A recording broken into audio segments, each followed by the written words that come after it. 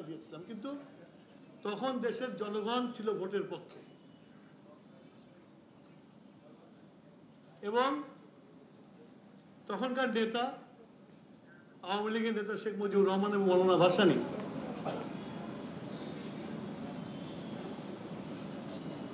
ওনারা ছিল আমাদের নেতা।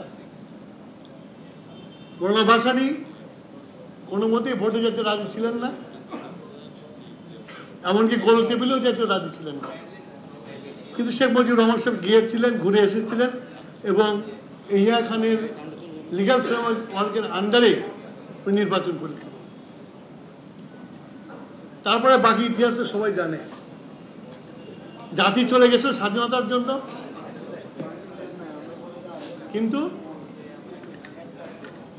তখনকার নেতৃত্ব চেয়েছিল আপোষ করতে। কিন্তু 25শে মার্চের রাত্রে যখন পাকিস্তান সেনাবাহিনী অতর্কিত বাংলাদেশের মানুষের উপরে ঝাঁপিয়ে পড়ল, সেই 25শে মার্চের রাত্রে কিন্তু পাকিস্তানের কবর হয়ে গেছিল। জন্ম হয়েছিল একটা দেশ, সেই দেশের নাম হয়েছিল বাংলাদেশ। এরপরেও আমরা দেখেছি 90 গণঅভ্যুত্থানের মাধ্যমে এরশাদ চলে যাওয়ার পরে, শাহাবুদ্দিন সাহেব আসার পরে, ক্যাপ্টেন কমান্ডার চিফ হওয়ার পরে একটা নির্বাচনের ব্যবস্থা হয়েছে। আমি এই কথাগুলো এই জন্যই বলছি যে এই যে পতনের পরে যে একটা এন্ট্রিম টাইম আসে, মধ্যবর্তী যে সময়টা আসে, সেই সময়টায় যদি নির্বাচনের দিকে এগিয়ে যাওয়া যায় তাহলে দেশে শান্তি বিরাজ করে। এবং 90-এর পরেও কিন্তু শাহাবুদ্দিন সাহেব এসে নির্বাচন দিয়েছিল, নির্বাচন হয়েছিল এবং আমার এই নির্বাচন সবচেয়ে নিরপেক্ষ নির্বাচন, যেখানে বাংলাদেশ জাতীয়তাবাদী দল জয়লাভ করেছিল, সরকার গঠন করেছিল। তারপরে এই যে 11 হয়েছিল, তারপর একটা নির্বাচন হয়েছিল, যদিও এই নির্বাচনে আমাদের প্রশ্ন আছে। তারপরে নির্বাচন একটা হয়তো গণতন্ত্রের ধারায় চলছিল এবং এই 91-এর পর থেকে এই দেশে কিন্তু বাই পার্টি রুল এস্টাবলিশড হয়ে গেছিল। জনগণের কাছে যেতে হয়তো 5 বছর পরে জনগণ ডিসাইড করতে কে থাকবে এবং জনগণ ডিসিশন দিয়েছে, একবার তুমি আর একবার অন্য দল, যাকে অবশ্যই তাকে আবার নিয়ে আসতো। পিপুল কিন্তু তাদের ডিসিশন তারা ঠিক মতোই দিয়েছে সবসময়। এইবার যে গণঅভ্যুত্থান, অনেক আন্দোলন সংগ্রাম, মৃত্যু, আমাদের তো হাজার হাজার লোক মারা গেছে, আমাদের তো হাজার হাজার লোক জেলে পড়েছে। আমরা সবাই এখানে যে সালাউদ্দিন হারিয়ে গেছিল, আমাদেরকে জেলে পড়া হয়েছে। তারপরে আমরা এই 24 সালের 5ই আগস্টে আমরা আলো দেখতে পেয়েছি। আমাদের ছাত্র জনতা, আমাদের ছাত্ররা বৈষম্য আন্দোলন শুরু করার পর থেকে আন্দোলনে সবাই ঝাঁপিয়ে পড়েছিল, একটা ঐক্য হয়েছিল, যেমন ঐক্য হয়েছিল 71, একটা ঐক্য হয়েছিল এবং সেই ঐক্যের বিনিময়ে কিন্তু আজকে আমাদের হাসিনাকে আমরা পতন করতে পেরেছি। এখন প্রশ্ন হলো যে আজকে 6 মাস পার হয়ে গেছে, আজকে আমরা অনেক কিছু দেখতে পাচ্ছি যেটা কিন্তু কোনো গণঅভ্যুত্থানের পরে কিন্তু আমরা দেখি নাই। তার মূল কারণটা ছিল তার সামনে একটা মানুষের সামনে একটা গোল ছিল যে একটা নির্বাচন আসবে, সেখানে আমাদের মনোভূত সরকার গঠন করব। সেটা কিন্তু হাওয়া, সেটা নেই বলেই কিন্তু আজকে আমাদের মধ্যে নানান রকমের প্রশ্ন। আমার উনি বলে গেলেন, বিসি সাহেব বলে গেলেন যে আমাদের ফোকাসটা মনে আমরা খুব বেশি করে ফেলছি। ইউনূস সাহেব কিন্তু আমাদের একটা অ্যাসেট, আমাদের জাতির জন্য একটা অ্যাসেট। তাকে কিন্তু পচিয়ে দেওয়াটা উচিত হবে না, খুব অন্যায় করা হবে ওই ব্যক্তিদের উপরে যাদের একটা আন্তর্জাতিক ইমেজ আছে। এবং আমরা যে এই সংকটের পরে ডক্টর ইউনূসের মতো মানুষকে আমাদের চিফ অ্যাডভাইজার পেয়েছে, এটা বলবো আমাদের জাতির জন্য একটা আশীর্বাদ। কিন্তু এখন যেভাবে হাঁটা হচ্ছে সেই পথটা কিন্তু যে আমাদের আশীর্বাদ, সেটা দিয়ে আমরা হাঁটছি না। প্রথমেই যেটা হয়েছে আপনার যে ওনার ক্যানভাসটা উনি খুব অনেক বড় করে ফেলেছেন, যেটা এতক্ষণ আমরা বললাম যে এতগুলো কমিশন হয়েছে, কমিশনের রিপোর্ট আসছে, সেই রিপোর্টগুলো আবার আলোচনা হবে, আলোচনা হয়ে আবার কি হবে আপনার। অ্যাকচুয়ালি এই স্বল্পকালীন সরকারের জন্য এত বড় ক্যানভাসটা করার কিন্তু প্রয়োজন ছিল কিনা, এটা আমার একটা প্রশ্ন আছে। এটা আমার ব্যক্তিগত প্রশ্ন, আমি দল থেকে বলছি না, দলের পক্ষে থেকে বলছি না, আমি প্রশ্ন আছে আমার। এটা কি এই ক্যানভাসটাকে যে ছোট করে নিয়ে আসা যেত, যে ক্ষমতার হস্তান্তরের পরিবর্তনের যে উত্তরণ করার জন্য যে system, go to the people, সমস্যা হলে জনগণের কাছে যাও, এটাই যদি হয়ে থাকে, যদি ইলেকশন সহ আমাদের যে বার্নিং সমস্যাগুলো আছে, বাজার দর এবং আইন শৃঙ্খলা, শেখ হাসিনা তো কিছু রেখে যায়নি। শেখ হাসিনা আমাদের জাতির সাথে একটা প্রতিশোধ নিয়েছে, প্রত্যেকটি ইনস্টিটিউশনকে ধ্বংস করে মাটিতে মিশিয়ে দিয়ে গেছে। সবচেয়ে বড় যে ব্যাকবোন, যেটা পুলিশ, যেটা নাকি আইন শৃঙ্খলা দেখে, তাদেরকে ধ্বংস করে দিয়ে গেছে। তাদের মোরালকে এমনভাবে ধ্বংস করে দিয়েছে যে মাথা সোজা করে দাঁড়ানোর মতো অবস্থা তাদের নাই, যার ফলে আজকে আমরা দেখছি এই যে আইন শৃঙ্খলার অবনতি দেখছি, এটার জন্য হয়েছে। এবং ডক্টর ইউনূস সাহেবের দুর্ভাগ্য যে উনি এসে এমন একটা সিস্টেমের মধ্যে ঢুকেছেন যেখানে দলবাজি লোক ছাড়া কিছু ছিল না। তো সেই অবস্থাতে উত্তরণ করার জন্য সবচেয়ে যেটা করা উচিত ছিল না, ইলেকশন, বাজার দর এবং আপনার আইন শৃঙ্খলা, এই তিনটার উপরে মনোনিবেশটা বেশি করলে আমার মনে হয় ভালো হতো। আরেকটা হচ্ছে না যে আমাদের পররাষ্ট্রনীতি, এই যে পার্শ্ববর্তী দেশ থেকে দিনের পর দিন আমাদের বিরুদ্ধে প্রচারণা করা হচ্ছে, যেটা একবারেই সত্য না। দাদা আমার এখানে বসে আছে, বাংলাদেশ একটা দেশ, আপনি যদি কালচারাল দিকে চিন্তা করে থাকেন, এই দেশে রায়ত যেগুলো হয়েছে বাঙালিরা কোনোদিন করে না, এগুলা করেছে বিহারিরা। এই দেশে যারা করেছে, এক্সেপ্ট ওই নোয়াখালী রায়ত ছাড়া। তো এই যে এত প্রচারণার মধ্যেও বাঙালি জাতি যে প্রত্যেক ধর্মকে নিয়ে বসবাস করতে যায় সেটা প্রমাণ করেছে। এটা কোনো রাখে না, সন্দেহ রাখে না। কিন্তু এটাকেও হ্যান্ডেল কিন্তু আমরা করতে পারছি না, আমরা করছি না। আমরা তো এইসব জিনিসগুলোতে যদি উনি মনোনিবেশ দিতেন এবং যদি নির্বাচনের দিকে যদি উনি এগিয়ে যেতেন, যেটা আমাদের প্রিন্স সাহেব বললেন যে নির্বাচন ডিসেম্বর কেন, যদি ইলেকশন কমিশন রেডি থাকে তাহলে আরো আগে করা যায়। অনেক প্রশ্ন করতে পারেন যে নির্বাচন হলে কি সমস্যার সমাধান, নির্বাচন হলে অবশ্যই সমস্যার সমাধান হয়, কারণ একটা পিপুলস ম্যান্ডেট থাকে, জনগণের একটা রায় থাকে, এবং জনগণ যখন একটা রায় দেয়, সেই রায়ের যখন একটা সরকার আসে, সে সরকারকে জনগণকে জবাবদিহিতা করতে হয়।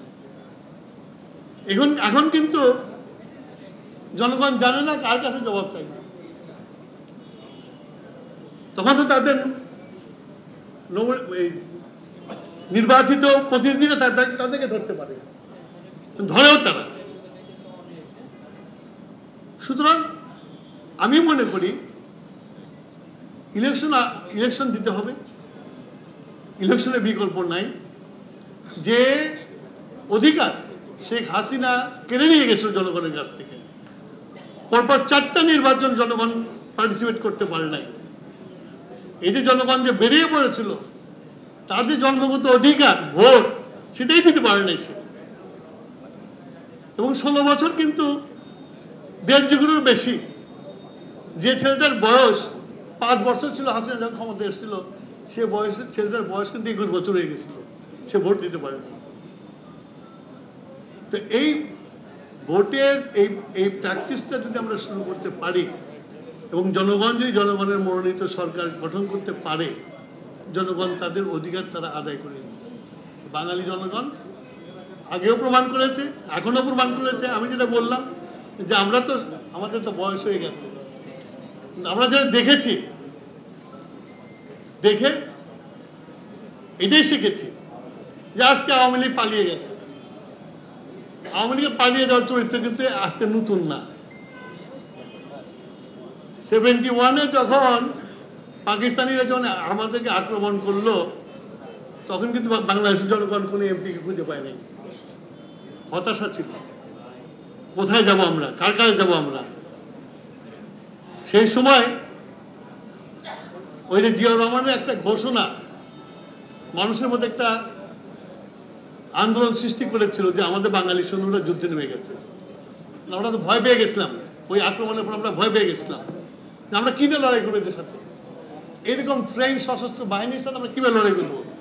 যখন শুনেছে যে বাঙালির সৈন্যরা নেমে গেছে, তখন কিন্তু বাঙালি অপেক্ষা দেরি করে নাই, সঙ্গে সঙ্গে নেমে গেছে রাস্তাতে, যুদ্ধের জন্য চলে গেছে। তো আমরা ৭৫-এও দেখেছি, ৭৫-এর 15ই আগস্টের আগের রাত পর্যন্ত গাছের পাতা পর্যন্ত বাকশাল ছিল। 15ই আগস্টের পরে আওয়ামী লীগ নেই, হাওয়া। রক্ষী বাহিনী বানিয়েছিল, রক্ষী বাহিনী আমি নিজের চোখে দেখেছি ড্রেস খুলে ড্রেনের মধ্যে ফেলে লুঙ্গি পরে পালাচ্ছে। তখন তাদের কাছে কিছুই ছিল না, যারা মেরেছিল তাদের কাছে কিছুই ছিল না। এবারও তাই হয়েছে, কাকু খুঁজে পাওয়া যাচ্ছে, এদিক ওদিকে লুকিয়ে আছে। ওই গাজীপুরে অঘটন ঘটিয়েছে, আমাদের একজনকে নিহত করেছে, শহীদ করেছে, আছে। তো আওয়ামী লীগের চরিত্র এইটা। এগুলোকে যদি আপনাকে যদি বন্ধ করতে হয়, তাহলে একটা সুষ্ঠু নির্বাচনের মধ্যে যেতে হবে। কথা শোনেন, আপনারা সংস্কার করতেছেন, সংস্কার করতে যদি 5 বছর লাগে, তাহলে কি 5 বছর এই অরাজকতা চলবে? সংস্কার হবে, সংস্কার তো আমরা 31 দফা দিয়েছি। আমরা যে যুগপৎ আন্দোলনে যারা আছে তাদেরকে সাথে নিয়ে একসাথে বসে আমাদের নিজেদের মধ্যে কনসাসনেস তৈরি করে, ওই যাকে জুনায়েদ সাহকে বলে গেল যে আমরা 31 দফা দিয়েছি, আমরা একজন মঞ্চে দিয়েছি, সেটা সামনে আছে। আর ওনারা যে কমিটি করেছে, সেই কমিটির রিপোর্টকে আমরা বলছি ফেলে দেবো। আমরা বলছি সংস্কার করলেও তো আপনাকে পার্লামেন্টে রেটিফাই করতে হবে। সো আপনাদের রিপোর্টগুলো থাকবে। আমরা যারা ইলেকশন করবো, ইলেকশনে যারা পার্লামেন্টে যাব, এই রিপোর্টগুলো আমরা আলোচনা করবো। এখানে পিসফিল করে ডেকে নিয়ে আলোচনা করে তো লাভ হবে না। ইউনিট পিপুলস ম্যান্ডেট, সেখানে বসে আমরা আপনাদের আজকে যে রিফর্মগুলো আছে, আমরা কাজ করছি না। যে আপনার রিফর্মগুলো করার জন্য যে রিপোর্টগুলো দিয়েছে আমাদের সালাউদ্দিন শাহবাজ, উনি আহ্বায়ক, উনি আলোচনা করছেন, বিশ্লেষণ করছেন, বসছেন তাদের সাথে। কেন? Because we are serious, that's why Salauddin is here, he is the আহ্বায়ক অফ দ্যাট কমিটি। অবশ্যই করতে হবে। শোনেন, একটা জিনিস আপনাকে বলি, হাসিনার 16 বছরের শাসনের পরে যদি কোনো দলই মনে করে যে ইলেকশন করে জিতে it will be business as usual, then they are living in fool's paradise. সেই জন্যই আমরা সবাইকে নিয়ে জাতীয় সরকার করে আমরা দেশ চালাতে চেয়েছি, এবং এটা আমাদের যুগপৎ আন্দোলনের সবার সাথে আলোচনা করি আমরা এটা করেছি। সুতরাং আপনাদের যেটা অতীতে হয় না, এটা তো হবে না তার তো কথাই। অতীতের পরিস্থিতি, এখনকার পরিস্থিতি অনেক পরিবর্তন হয়ে গেছে। আজকে এখন আমাদের এই যে নাগরিক কমিটি, আমাদের যুবক ভাইরা, আমি আন্দোলনে 25 তারিখে আমার ফ্যামিলি তখন ব্যাংককে ছিল, আমি ব্যাংককে ছিলাম। আমি বলেছিলাম এবার জিতবে। আমার ছেলে বলে, কেন আব্বু তুমি এটা বলতেছো? আমি বলছিলাম যে আমি আমার চেহারা দেখতে পাচ্ছি এইসব ছেলেদের মধ্যে। 69-এ যে আমার যে চেহারাটা ছিল, আমি এই ছেলেদের মধ্যে সেই চেহারা দেখতে পাচ্ছি। মৃত্যুকে ভয় করতাম না। সামনে আসাদ ভাই মরে গেছে, আমরা তক্কা করি নেই, আগে গেছি মিছিলে। সুতরাং জয়লাভ করবে। ছাত্ররাই তো, ওই যে কবিতা আছে, যুদ্ধ যাওয়ার সময় যৌবন যার, যুদ্ধ যাওয়ার সময় তার, তো ওদের যুদ্ধে যাওয়ার সময় ছিল। তা আমার কথা হলো যে এই জিনিসগুলোকে পার্লামেন্টে আলোচনা করতে হবে এবং আমরা এটার উপরে কাজও করছি। আমরা আমার মনে হয় সব পলিটিক্যাল পার্টি এটার ব্যাপারে কাজ করছে, যেসব আসছে রিফর্মের প্রোগ্রাম আসছে। আপনাদের মধ্যে এই একটা কি ধারণা আমি বুঝি না, পার্লামেন্টে গেলে আলোচনা হয়, এবার আলোচনা করতে হবে, দেখি ওই সিচুয়েশন এই দেশে আছে এখন। তো সুতরাং এবার তো এটা হবে না। 90 সালে বেগম জিয়া শপথ নেওয়ার পরের দিনে শেখ হাসিনা বলল ধাক্কাবো, ঠেলবো, পড়বো, একদিনও শান্তিমতো সরকার চালাতে দেবো না। এরকম বলার লোক তো সাইকি তো নাই, অনেক সময় পার হয়ে গেছে। সুতরাং আলোচনা হবে, সাথে সাথে আমাদের একত্রিত ভাব আছে, সেটাও আলোচনা হবে পার্লামেন্টে, হয়ে যেটা ভালো হবে সেটা। আমরাই তো বলেছি যে আপার হাউস করবো আমরা। সুতরাং এগুলোকে ইমপ্লিমেন্ট করার জন্য আমি মনে করি যে আজকে যে উত্তাপটা আছে মাঠে, এই উত্তাপ থেকে উত্তরণ করতে হলে মানুষকে দৃষ্টিটা নির্বাচনের দিকে নিয়ে যেতে হবে। এবং যার যার প্রোগ্রাম আছে, সরকারের যা প্রোগ্রাম, দলগুলো প্রোগ্রাম তারা দেবে, দিয়ে করবে। আমি মনে করি যে আপনার এই নির্বাচন কেন্দ্রিক জাতীয় ঐক্য করে আমাদের আগানো উচিত। এই আমরা সংস্কার করবো বলে you can't wait for indefinite period. সেটা কি টার্গেট দেওয়া হয়েছে 4 দিন বলে আমরা শেষ করে দেবো? হয় নাকি? হবেও না। সরকার সংস্কার ইজ নট এ, মানে আমার কি বলবো, যে 2 দিনের সংস্কারটা চলমান, পরিস্থিতির সাথে সাথে সংস্কার তৈরি করতে হয় আর কি। এখন যেগুলো সংস্কারের রিপোর্টে এসছে সেটা হবে, কিন্তু আমি মনে করি যে সরকারের উচিত এখন তার ক্যানভাসটাকে ছোট করে নিয়ে এসে আইন শৃঙ্খলা, বাজার দর এবং নির্বাচনের দিকে ধাবিত হয়। এটা আমি মনে করি। আমার ধারণা যে অন্যান্য যারা পলিটিক্যাল পার্টি আছে তারাও মনে করে যে এই দিকে ফোকাসটা করলে আমার মনে হয় বেশি ভালো হবে। না হলে আমার এটা চলতে থাকবে এবং পরে যে কি বিহার বিপ্লব বলে একটা আমাদের লেগেছিল না, তো বিহার বিপ্লব না হয়ে যায়, কারণ রেভলিউশনের পরে কাউন্টার রেভলিউশন হয়, এই গণ অভ্যুত্থানের পরে কাউন্টার গণ অভ্যুত্থান হতে পারে। সেই জন্য আমি মনে করি যে নির্বাচন হলো একমাত্র সমাধান। সেই সমাধানের দিকে আগানো উচিত। সরকারের ক্যানভাসটাকে ছোট করে নিয়ে আসা উচিত। যত ছোট করে নিয়ে আসবে তত সরকার ভালো পারফর্ম করতে পারবে এবং ডক্টর ইউনূসের মতো একজন সুনামধন্য মানুষেরও সুনাম রক্ষা করতে পারবে। আমি আমার বক্তব্য বলে এখানে শেষ করছি।